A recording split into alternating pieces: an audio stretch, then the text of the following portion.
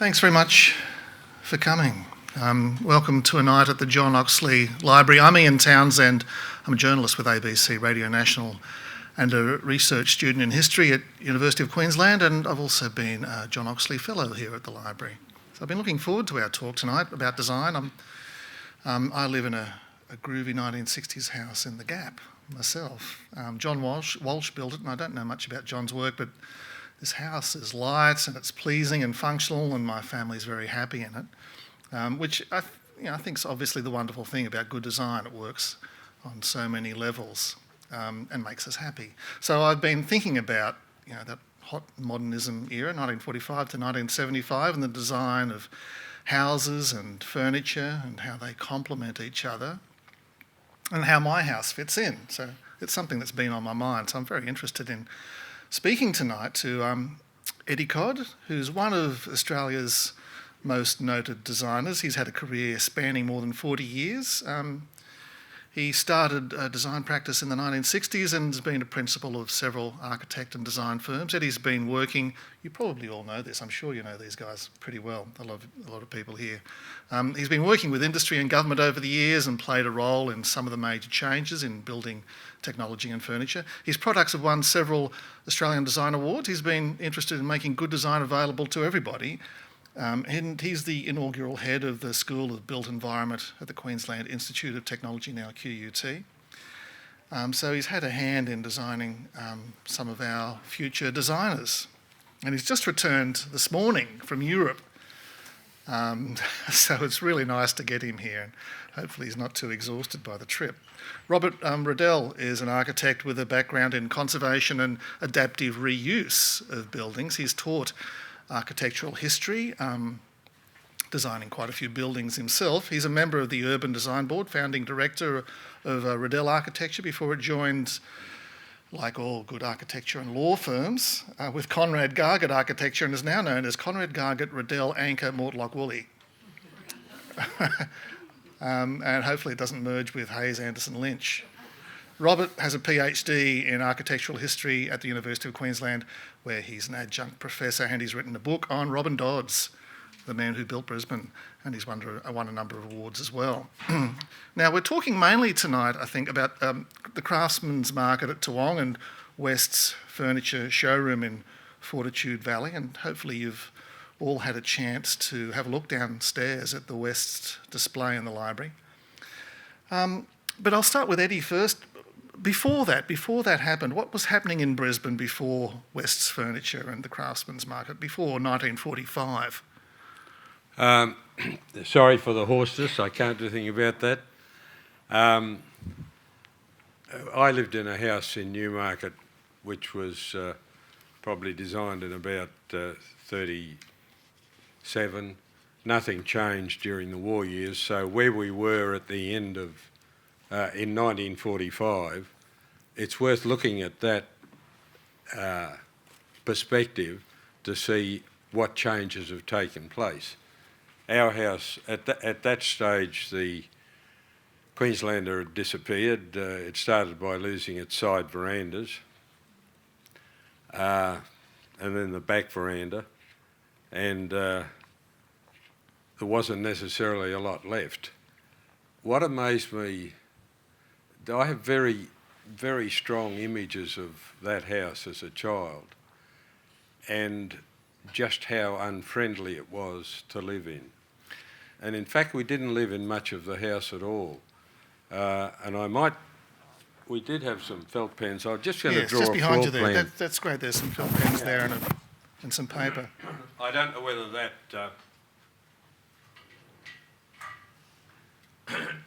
It still had a central passage, but because projecting rooms past the veranda line had become popular, the lounge was in that position, the dining room was in this position, and the kitchen was in this position. Now the house had a veranda, small one. It had a master bedroom, and it had what we called a sleep out here, and it grew a second bedroom passageway down the back, heaven only knows why, with another bedroom here. So we got bedroom, master bedroom, sleep out, veranda. Western orientation out there. Northeasterly breezes there, nice place to live. These buildings, these rooms were absolutely horrible. They heated up on a Sunday, on a summer's afternoon. There was no cross ventilation. The entry, was at that point. Veranda went through to there. They had dark brown carpet, big Chesterfield lounges that you sat in, you know, the big sweeping arms and the big backs, and the three-seater was something else again with, you know, three big things and cushions, and they had decoration on them as they did Art Deco at the time. They just sat there, and the curtains had tassels. The silky oak, beautifully grown silky oak, wall panelling, was stained with black Japan. Somebody got it into their head that the beautiful silky oak grains that we used to become familiar with needed darkening for some unknown reason. So with the dark carpet and the dining room table had a lot of projecting bits on it that you could cut your ankles on as a kid or drive your bike into. It effectively meant that we didn't use this area of the house at all. That was for good use. So you kept it nice, pristine almost. Dark and ugly, but pristine. The master bedroom had no cross ventilation whatsoever. And it didn't take long for my parents to decide that this was not a good place to sleep, and they moved here.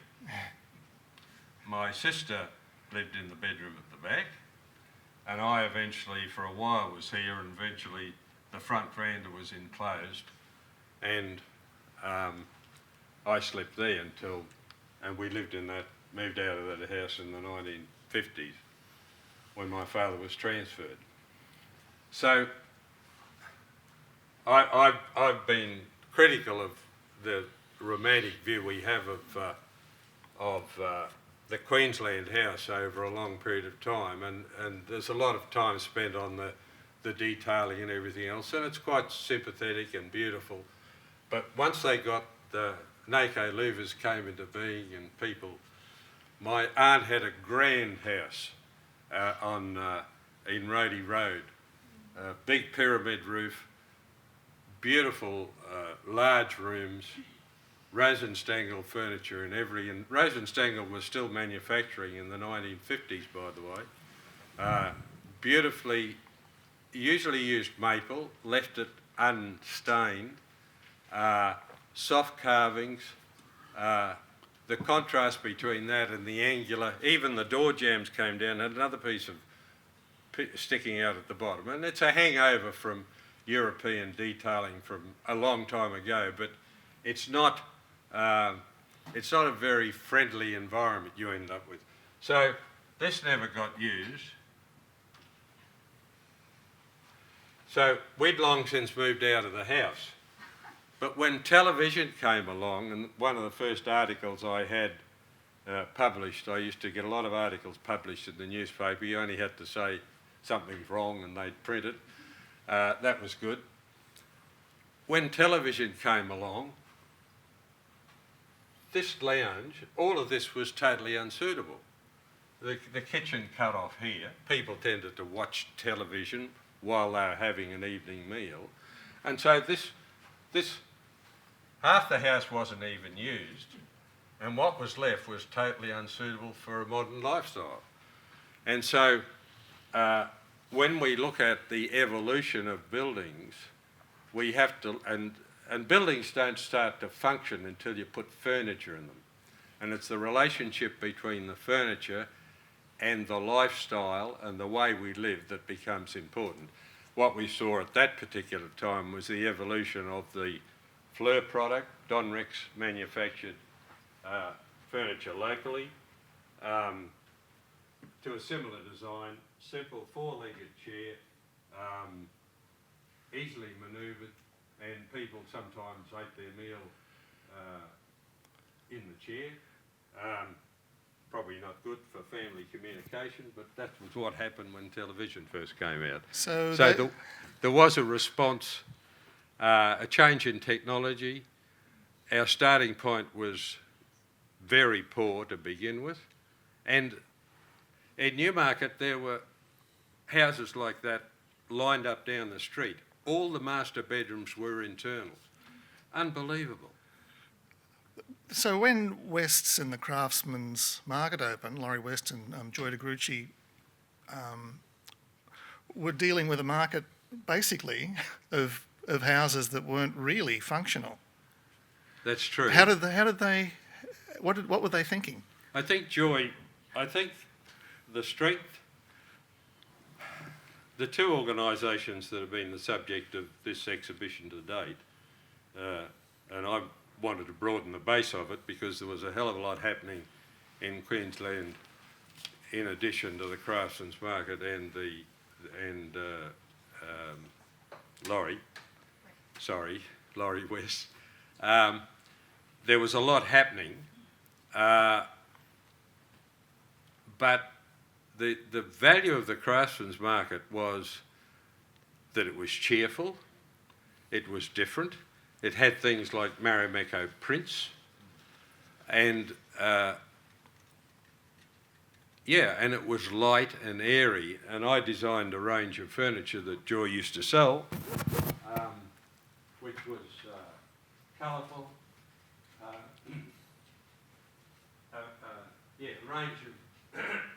a range of wall furniture, wall units.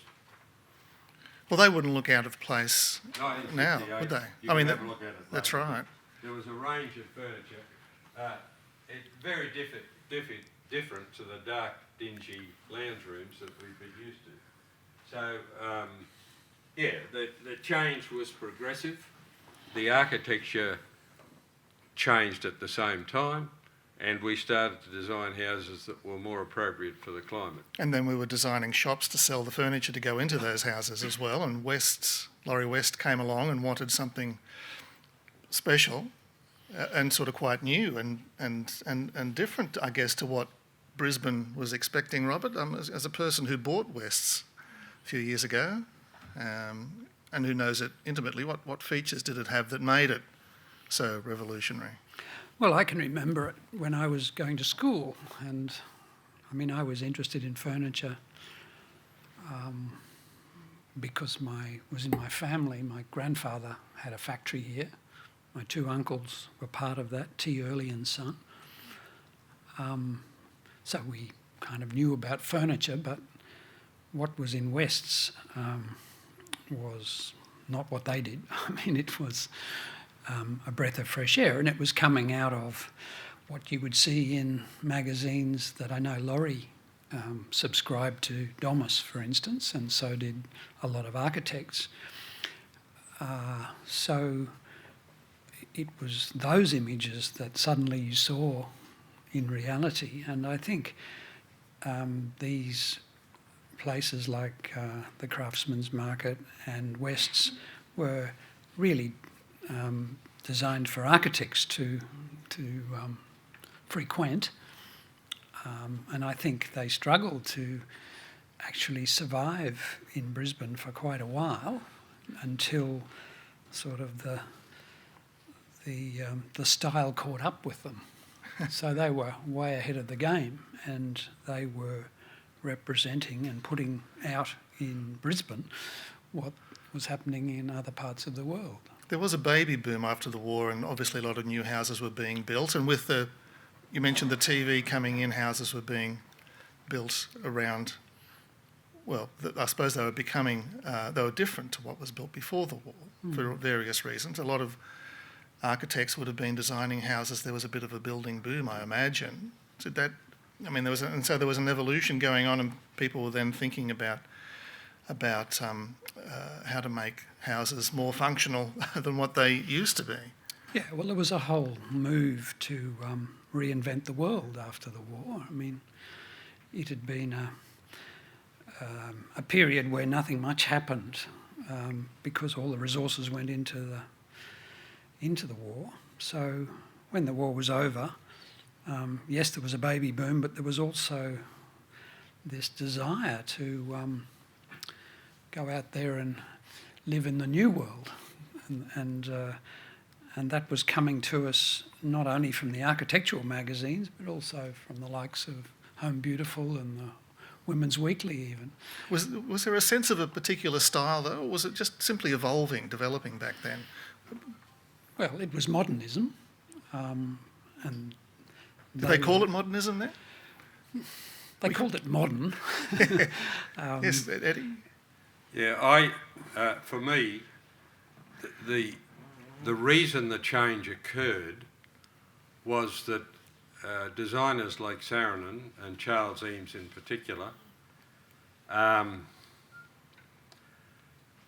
started to forget about whether it was Art Deco or the decorations or the tassels, and the changes were actually the changes in form were technology driven. Eames found that he could mould plywood three-dimensionally if he was careful about it.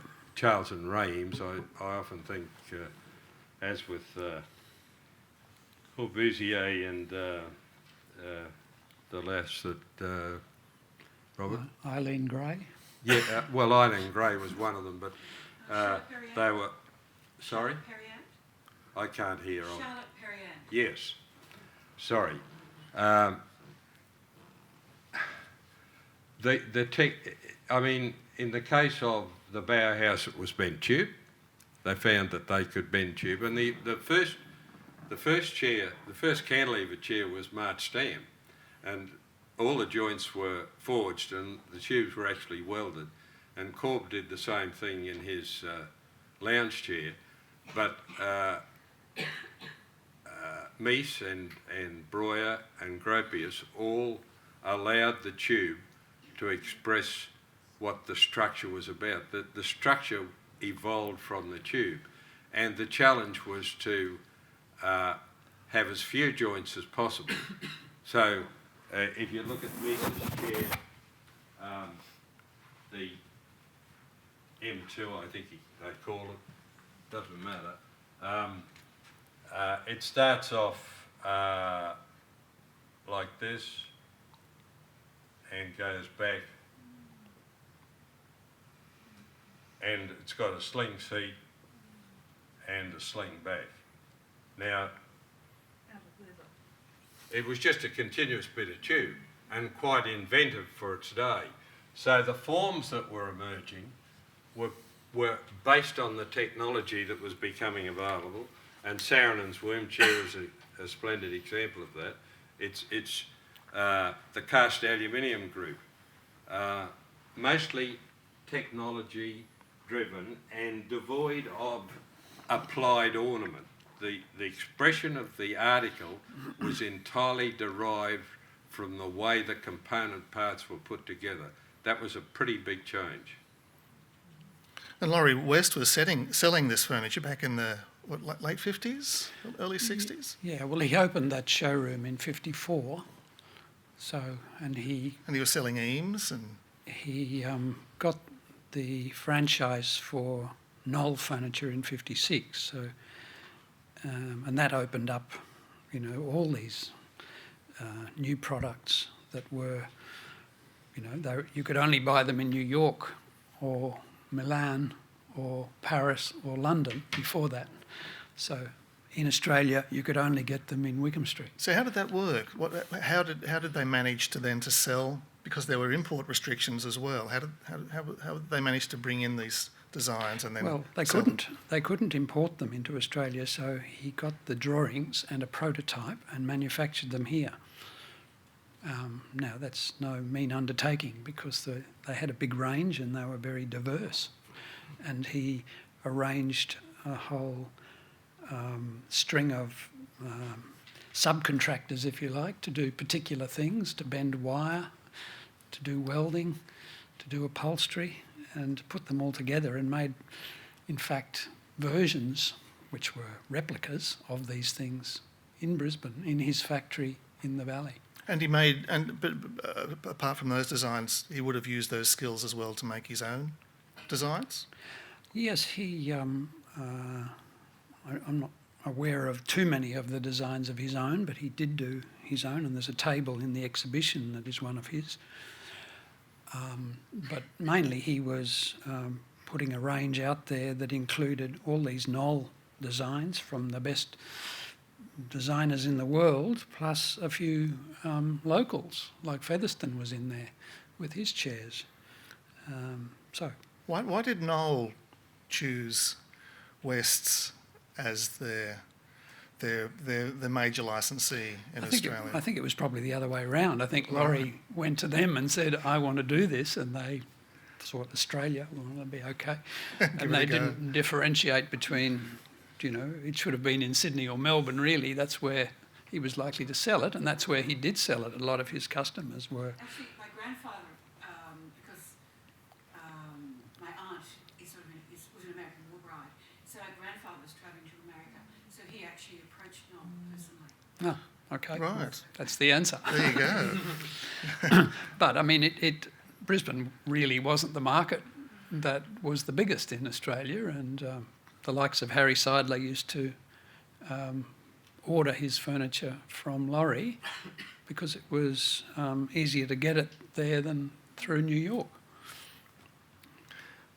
And Scandinavian design was big as well back then. There's these the uncomplicated, I guess, design seemed to appeal, but it was particularly suited, it seemed.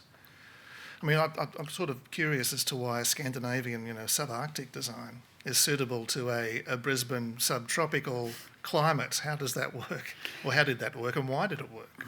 I mean, there were Scandinavians who came to Australia and they brought those traditions with them. Danish quality furniture was one I remember that manufactured in Brisbane, and they did furniture that was very much, it was teak and it was carved timber in a modern way. But see, modernism had been around since the 1920s in Europe, and it didn't really get here until after the war in any meaningful way. And it just took that long to take off. But the Scandinavians were aware of it much earlier, and it got very developed there. And I think that style of furniture was emulated in Australia by local manufacturers, and you would know more than I do as to who they were. But yeah, the Danish quality manufactured a superb product out of Blackbean. They were working with Robert Gibson at the time. They did a lot of his work. I designed a lot of furniture for Gib, though, including that chair for the cultural centre in the auditorium. Danish quality produced from solid timber, softly moulded, typically Scandinavian furniture. What they didn't do was any of the exciting stuff that Alto and his crew originated in laminated plywood frames. The only product that IKEA make that has a bit going for it, in my view, is the Poag chair, which has a response to the sitting position. It has good laminar support. It uses the soft curves, and it's stripped down to the bare essentials. I don't know how long they'll last, but they're a pretty slick piece of derivation from the original Alto construction techniques. Well, what are the aspects of a well-designed chair? What do you look for in a chair? Well, I always look for a relationship between the materials that it's made from and the form that emerges. I mean, and there's been, I was lucky enough 3 days ago to come across that poster. There's a poster at from the the back Veteran there. collection, which people might like to have a look at later. It's got 243 of the outstanding designs. You'll notice there's a point at which there's a complete break between the expression of the chair being derived from the materials and the function to quite outlandish stuff that's has no relevance to the material or the structure, and or the comfort, or the use or anything else. Similar things are happening in architecture at the moment, where there's more appliques stuck on the side of buildings than you can believe possible or is even necessary. Shapes and things stuck on, which look like sun control but are actually on solid walls. So, sorry, that's a thing of mine at the moment. The classic expression of form that's derived from the material you're working with is something that's very basic. It's like a potter works with clay and the process produces rounded forms. When the clay is converted into a brick, that starts to generate a different sort of vocabulary. So those relationships that exist between materials, their properties, how they are handled in the manufacturing process, to me is the form generator. What you have at the moment in some areas now is just, well, let's go with anything and we'll prop it up somehow. And Mr. Geary is an exponent of that approach, and I must admit, having looked at some of, having had a very close look at the Walt Disney Hall in Los Angeles a couple of years ago, and I always thought that very expensive stainless steel shield, like you see on Bilboa, actually weatherproofs the building, and I've got to tell you it doesn't. The corners are open, the whole structure's exposed, and there's another roof somewhere inside to keep the weather out. I think there's a lack of discipline about that approach to architecture. It's a personal view. Obviously, he's been lauded all over the world, so every European city's got to have a Geary. They call him O'Geary, and they refer to him as O'Geary. Why do they do that? It's Frank O'Geary. I don't think it's a hyphenated name, but anyway, you have to have an O'Geary building, and the more outlandish it is, the better. So, but if parts of it don't work very well, then it's not good design. Is that the definition? Yeah. Sorry, I've hijacked the discussion, which No, is about good. furniture. Well, but good design, I suppose, uses the material that's available to the best effect for comfortable, good form, pleasing to look at. I mean, that's the essence of it, using the material as well as can be. They can. So we've got new materials coming out all the time now. Do we have an explosion in design using what must be some materials with fantastic potential? The strength of plastics at the moment is mind-boggling. I mean, you've only got to wrap something in the thinnest foil imaginable and then try and break it to know that the change that's occurred in the technology of plastics is absolutely mind-boggling.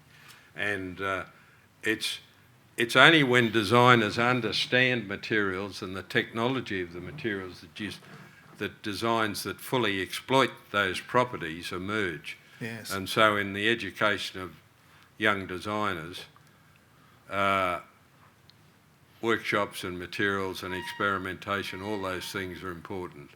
So Eddie, you've got some chairs here, and these. I mean, this is a 1964, is it? Yeah, 64. 64 chair, and so it's standing the test of time. Is that? And the West's furniture we saw downstairs too. A lot of that wouldn't look out of place, and a lot of it still. You could imagine it still. It doesn't. I suppose it hasn't dated. A lot of the furniture doesn't date. Is that the essence that it stands the test of time? A good design.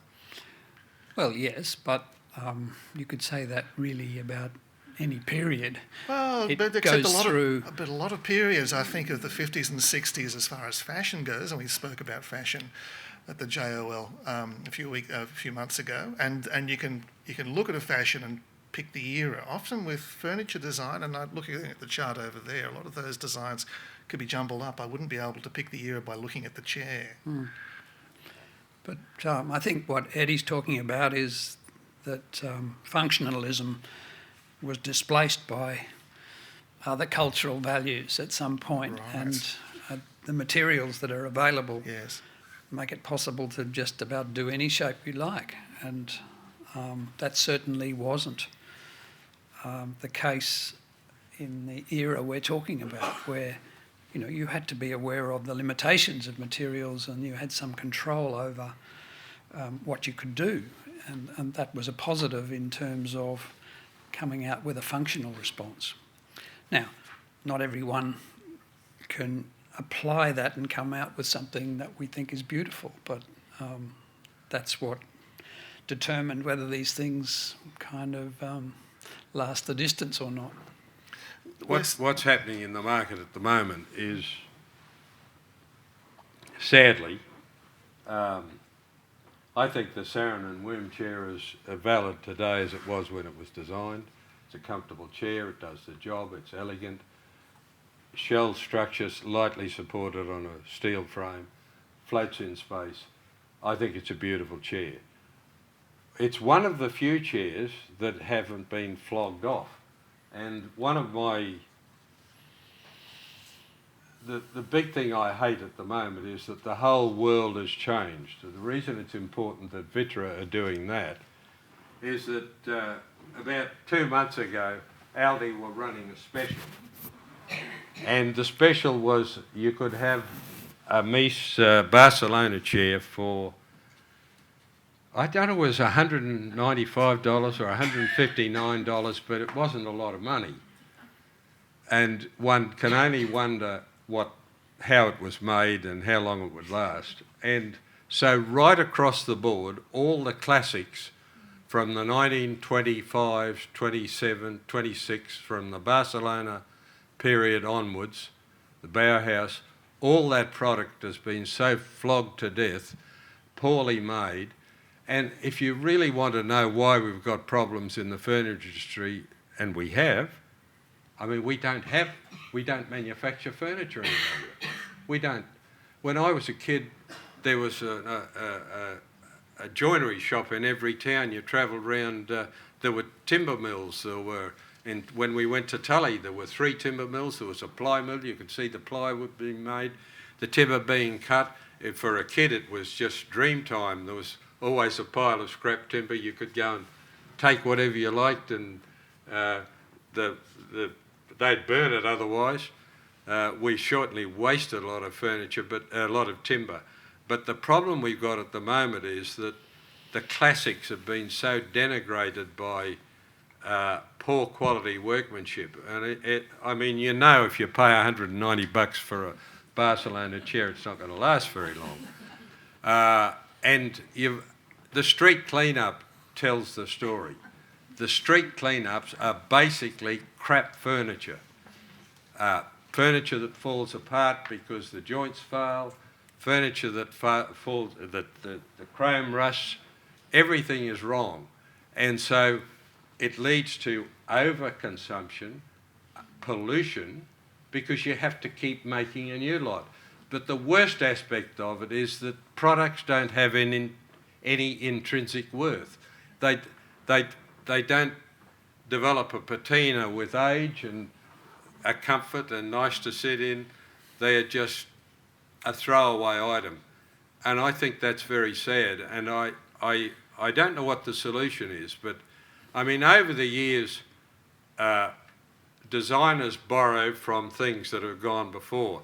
And I can't help thinking of Harry Siebel, who got into I'm sure you all remember the Stacker-by chair, the Harry Siebel's big seller after the war. And it had 2 things in common with Mies's Barcelona chair. It, as you know, the Barcelona chair is like this with a slung seat. Harry's chair, the Stackerby, had exactly the same structure and a draped metal seat. Now, Mises' Barcelona chair, the two things they had in common, one was the structure, and the second thing is the absolute lack of comfort. Mises never let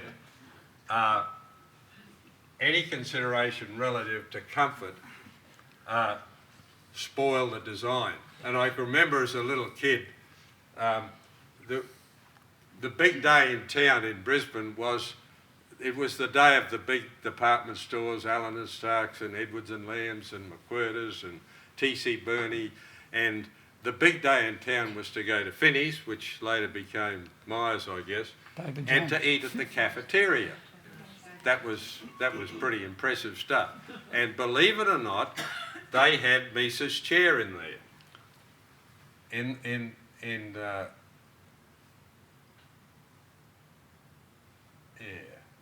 Mises' chair. Now, very elegant, on its own, a lovely chair. A slung leather seat in here and a leather seat there.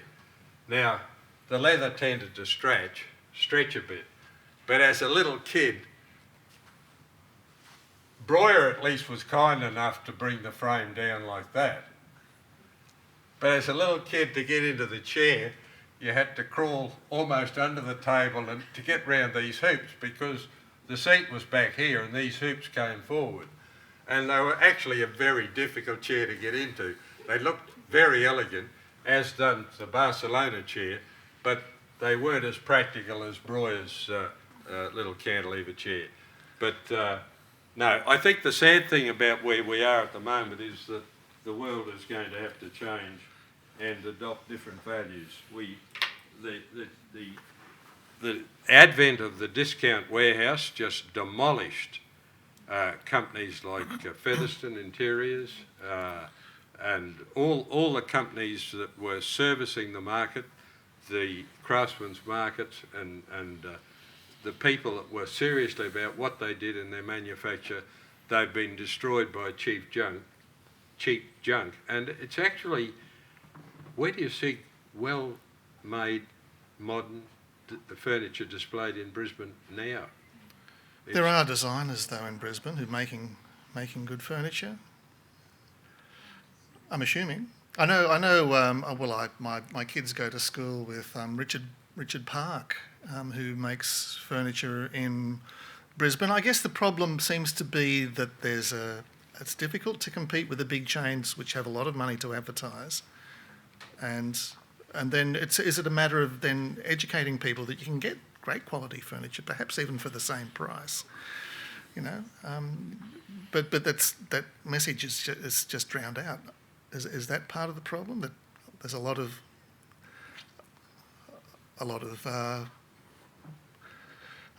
product out there that just swamps everything else? Yeah, well, China can produce anything that we could do for a fraction of the price. So that's what happens. But we didn't have that when Wests was going, did we?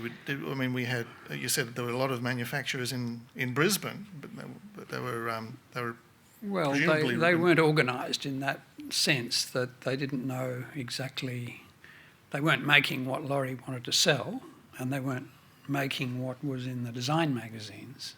They were doing something that was far more traditional, and supplying the big furniture stores like Tritton's and Coupon and so on. They were doing furniture that looked, well, that's what you saw in every Queensland house. It wasn't what Laurie was selling. Yes. And that was probably you'd only find in a house that had been designed by a post-war architect. The interesting thing, I think, with Wests and the De Grucci's is that they had a very intimate association with architects, obviously. So they had Langer with Laurie, and then Graham with Joy, and so there was the architect obviously had an input into the furniture, Yeah, but what an incredible battle.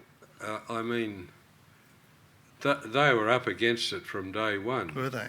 I mean, the craftsman's market, you could at least go and buy exciting knickknacks and things, and it was colourful and flowery and, as I said, Marimekko and all that sort of thing.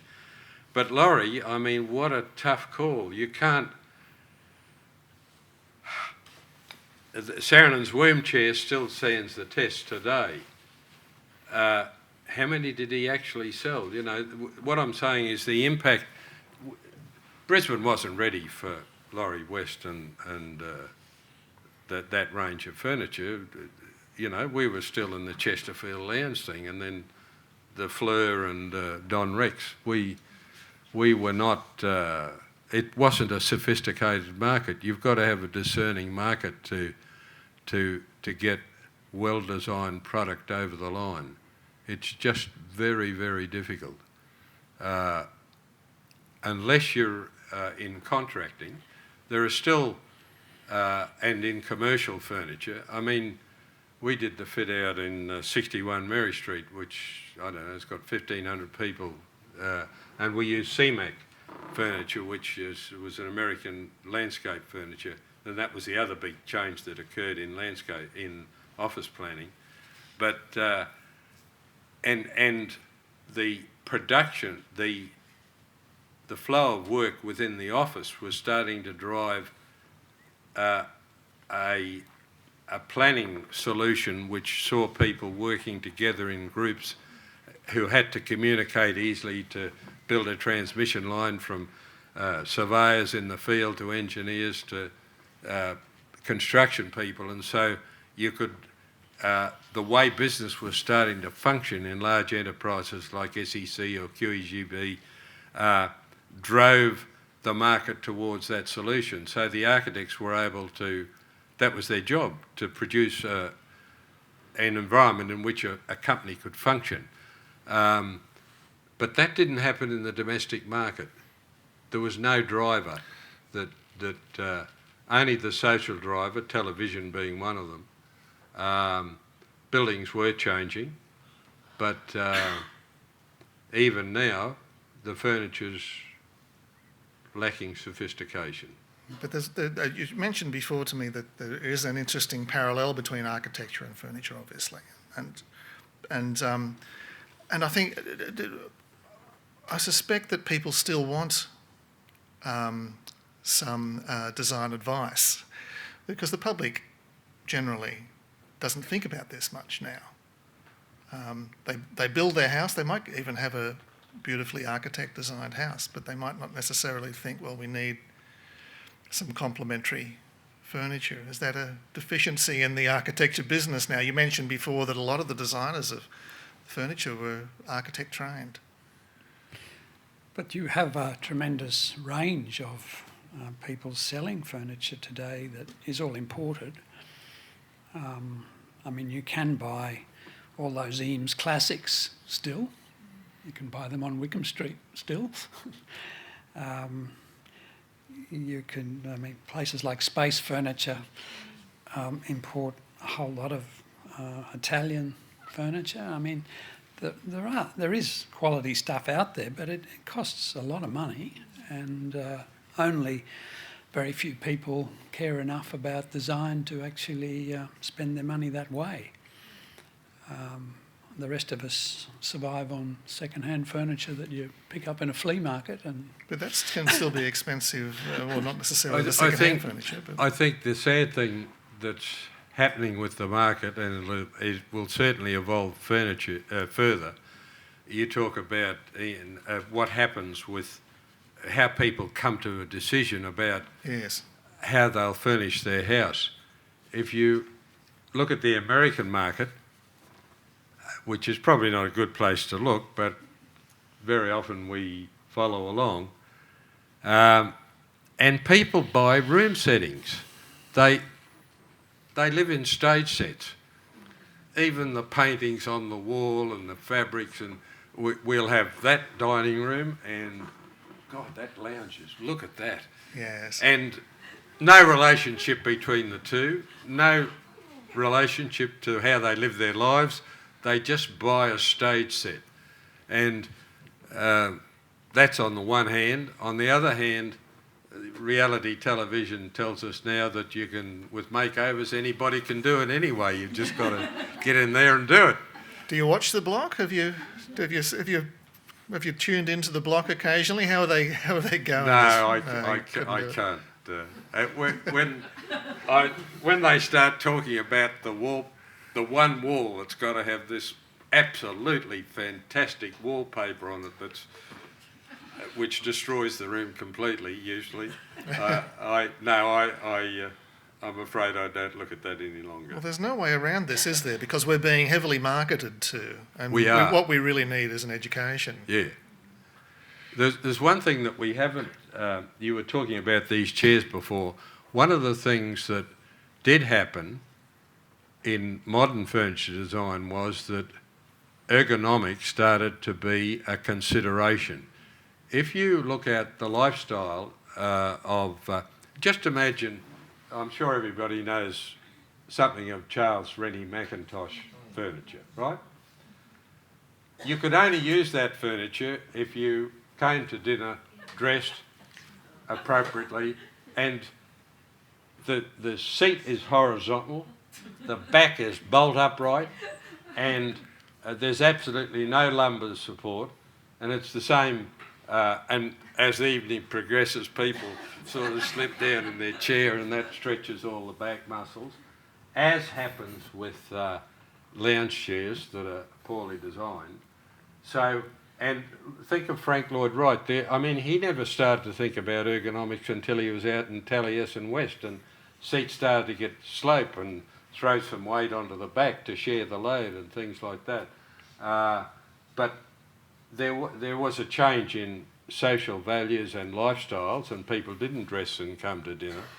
But people started to realise, Ackerblom, when I was writing my thesis on furniture, he did the research in 1947 and started to look at how the body is supported. And generally speaking, if you're sitting in a chair and you want good back support, the seat can be curved very slightly, but not a lot. If it curves too much, it gets uncomfortable. And the lumbar support occurs in this zone of the back, and that's about 7 inches, 150, 180 millimetres above where your bum ends up being. Most importantly, you've got to have a space that allows the back to be supported properly. And if you support the back properly like that in a chair like this, you can sit there forever quite relaxed. You can't in a chair like that. And in fact, what amazes me at the moment, and it tells you something about how fashion drives decision making, you know, the big lounges that people buy now. And usually there are thousands of cushions, and the more colours, the better, and you stack them up as you do on your bed to make it look somehow, I don't know. But, so here's our seating element, usually close to the floor, and the back sits there like that. You can't sit in a shape like that without stretching. It doesn't work. So people pile cushions up. So you've got a basically poorly designed lounge, and I know people do lounge these days, and it's all over the place. But you've got a poorly designed chair, which gives you the flexibility to have all these coloured cushions. I guess that's why it's successful. But chairs like this don't work, not for long-term sitting. You've got to, this chair allows your back to go in there and provide that lumbar support. This one doesn't do it.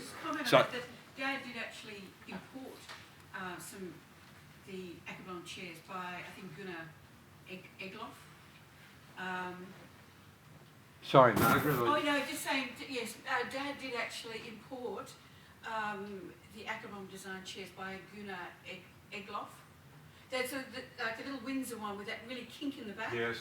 And I don't know how he knew about him, because, I mean, I've been trying to do some research on Ackerblom, and on Google, and most of it's in Swedish. Most of the information's in Swedish. So. I'm not sure where I found out, but before I came to the night, Dad. I had a look at my thesis, and it's 1947 that he did the study. And at that time, table heights were 2'6", and so you were up too high. Everything came down, supposedly 730 for table height, being the desirable height, and it started with typists, the ergonomic considerations, where the keyboard of the typewriter caused women to do this, mostly women typing, and this is not good, and so the keyboard, the table, and the recommended height was 2'1", just 620 millimetres about. So it went right down. Now things changed with computers, and the screens we used to have pull-out trays to keep the tray lower than the screen.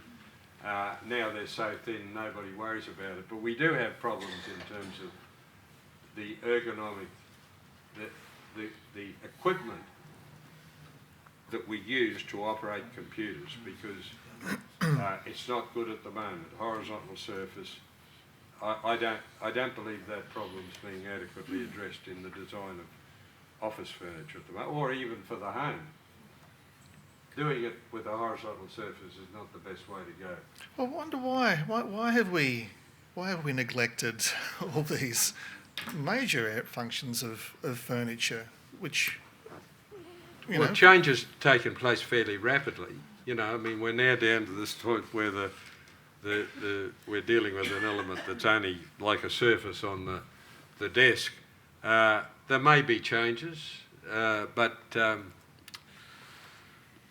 I don't know. There's a lot of inertia on the market, and the market's driven by fashion and what's in, and it's more important that you get a purple iPhone or something with things on it than whether it actually functions properly. Or Apple have just produced in their latest phone, to make sure you get the latest one, you can no longer remove the case to get the battery out to replace the battery. You can, right. When the battery's gone, you throw it in the bin and get a new one. Well, we're at the mercy of these people now, aren't It's very we? smart marketing. Are there any questions? You just come back from Europe. Pardon? You've just come back from Europe, Eddie. Did you bring back any design ideas? What did you bring back that sort of most struck you?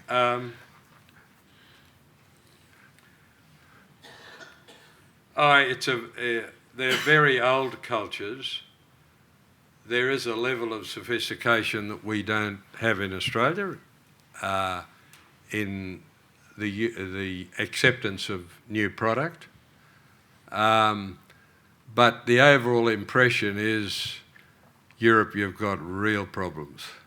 I mean, you cannot keep doing what they're doing in their wine industry. You can't keep doing what they're doing in manufacturing unless you're a Mercedes-Benz and really at the top of your game. But generally speaking, Europe is starting to look down at the heels, and I don't know how they're going to compete in the long term. In other words, I mean, Europe was based on manufacturing industries, and they're just disappearing at the same rate ours have. I think China has destroyed a lot of countries, or is in the process of doing it, and I cannot understand. The argument is we can't have protective tariffs because we want free trade agreements. Well, I'd rather Gina Rinehart made less royalty on selling iron ore, and we had fewer imported products, or we had tariffs on them so that they are more expensive. But I think we're playing Europe and countries like Australia and America playing a fool's game. America doesn't make any television sets or any of that any longer. Silicon Valley did all the basic research, and China said, thank you very much. I fear for the future for our kids and the opportunities that they will have to have useful, productive lives in manufacturing industries. I mean, there's something marvellous about making things. I remember we just decided not to make motor cars in this country. When I was 5, the war was coming to a close, and there was a great commotion in town. We were holidaying in Hervey Bay, and my uncle and my father were saying Australia's going to produce its own motor car. It's going to produce a Holden in 1947. I thought, wow, we're actually going to produce a motor car. Now, in my mind, as a 7-year-old, and think of the danger of this to the community generally, I thought people overseas must have been smarter than we were, because they could build a motor car. They could even build an aeroplane. And we couldn't do any of that, so they must be smarter than we were. And I felt bad about that. And then I found out that we were going to make our own motor car, so I thought, wow, we're just moving up the line. And then I found out that we weren't actually making the motors or the transmission straight off, just the easy bits. And that destroyed me for a while, but eventually we caught up. Now it's lost. So what are our future generation of Australian kids going to think as they reach adulthood? We don't have an electronics industry, we don't make even our own furniture, we don't make motor cars. We're not going to feel good about ourselves. It's the problem that having the manufacture being sucked away, it also takes our control over the design away as well. Yes, it does.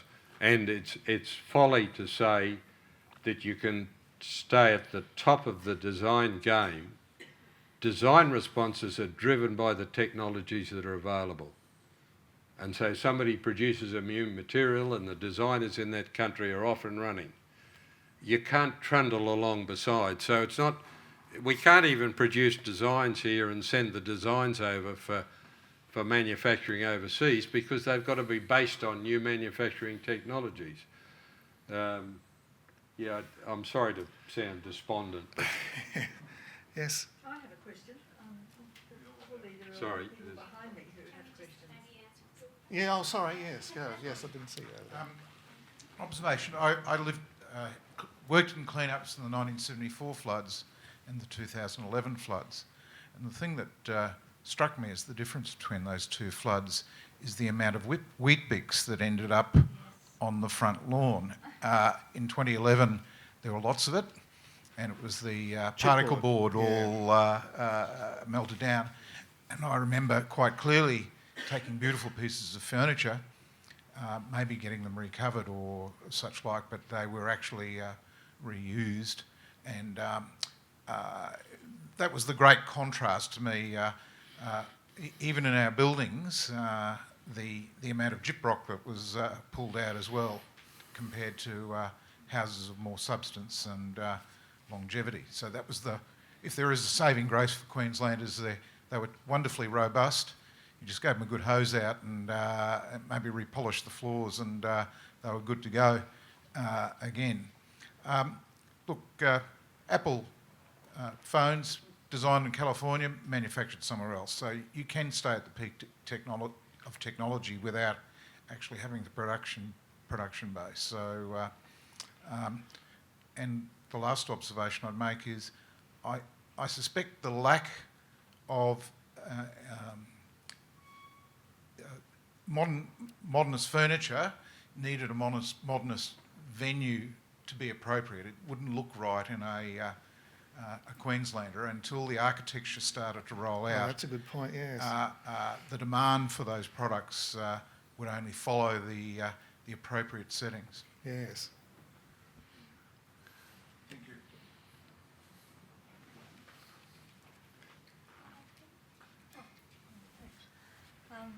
Maybe you two aren't the people to ask this question to, but I'm interested in museum collections.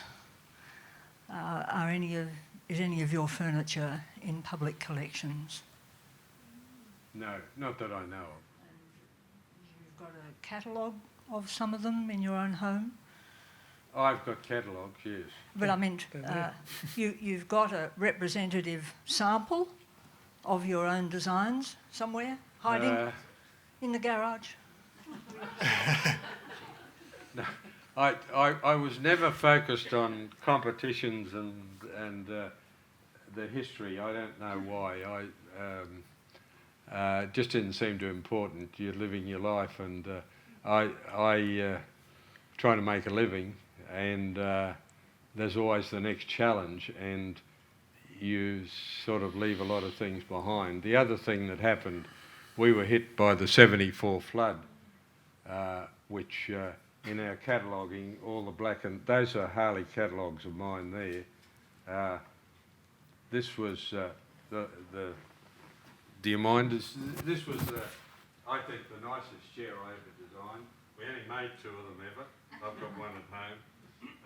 It's a very elegant chair.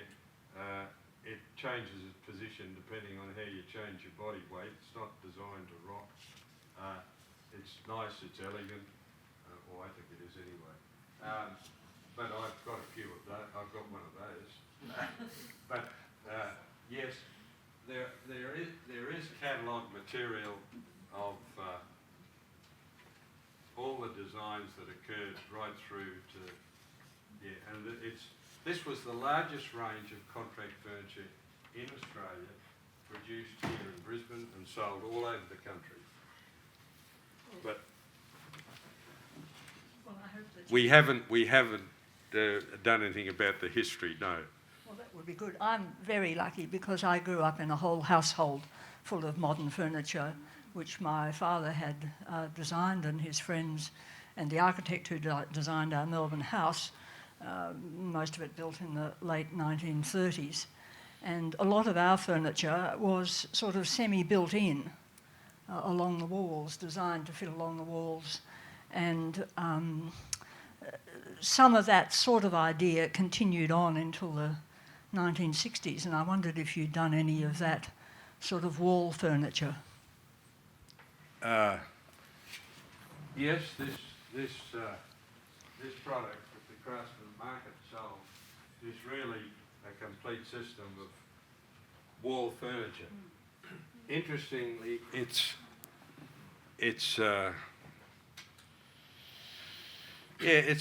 lost a bit of momentum, that furniture. You'll find that Creswell and the manufacturers from the south produce wall units, and people throw them out now. Maybe because they just store a lot of junk in them. I think sometimes we can have too much storage in our houses, but you'll find people these days tend to prefer a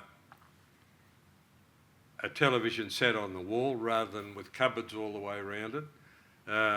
It was almost like there was a period where you almost needed the furniture to dress up the television set. And what's happening with sound reproduction equipment, it's getting so small now you don't need a cupboard to put it in. So I think there are changes in the technology that are driving that, but I will always have built-in wardrobes, but I think you'll see less and less built-in furniture into the living spaces because of the need for flexibility. Now, we've run out of time. We've run over time a little bit. We might just wrap it up, but afterwards, I think we still can answer some questions. So, please thank with me Edward Codd and Robert Riddel for coming along tonight.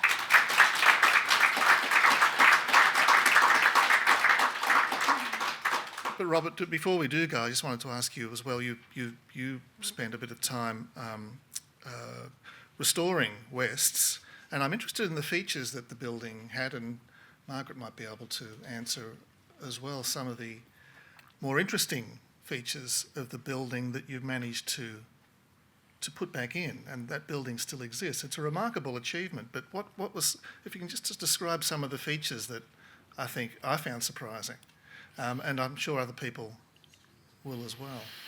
Well, the most noticeable was that the shop windows were sloped back 60 degrees, and that was to stop reflection. So it was as if there was no glass there.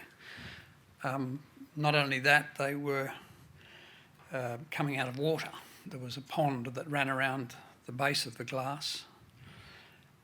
the other thing was that it was a fairly narrow frontage to Wickham Street, and in those days it was a two-way street, and there was a house next door on the city side. So the shop front used to not only face Wickham Street, it also went back as a sort of facing an arcade almost, but that was visible from the street too. So by the manipulating the design, increased the frontage to that shop from a narrow frontage to a very wide expanse.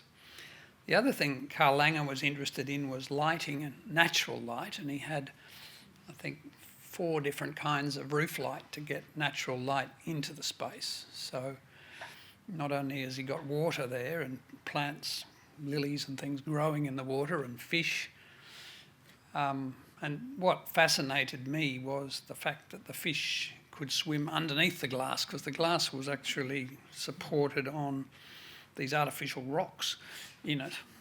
So the fish could be inside or outside, and you thought, you know, someone who was enterprising could have slipped under the glass and got in.